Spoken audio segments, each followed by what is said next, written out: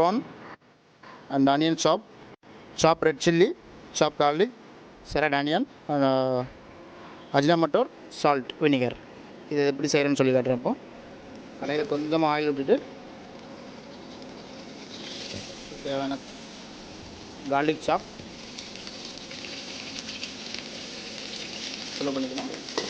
சாப் கார்லிக் லைட்டாக சாட்டே பண்ணதுக்கப்புறம் சாப் ரெட் சில்லி கொஞ்சம் போட போதும். ஆனியன் சாப்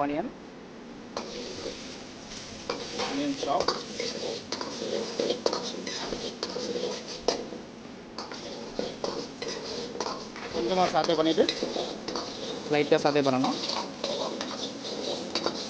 சாட்டே பண்ணதுக்கப்புறம் இது கூட இதுலேயும் சால்ட் அஜினோமோட்டோ கொஞ்சமாக ஆட் பண்ணிக்கணும்.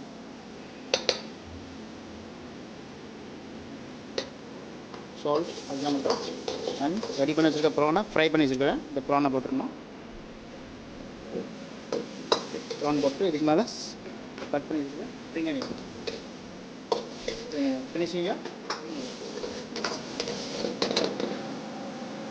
கொஞ்சமாக வினிகர் அப்புறம் சாட்டே பண்ணிவிட்டு இது சிங்கப்பூர் சில்லி ப்ரான்.